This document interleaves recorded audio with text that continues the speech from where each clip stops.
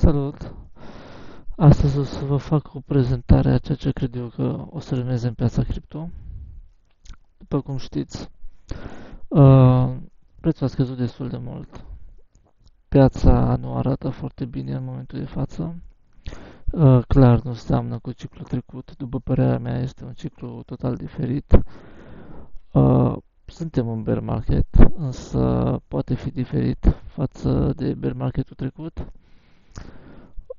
Pe scurt, ca să ieșim din bear market avem nevoie de o închidere peste 100.000 cu candela.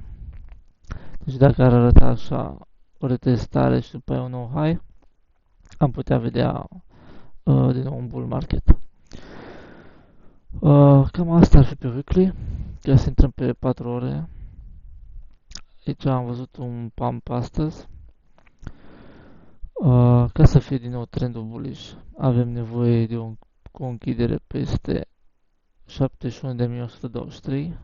Dacă va închide peste 71.123, trendul se va transforma în bullish, din sell în buy, însă poate fi și cu o invalidare.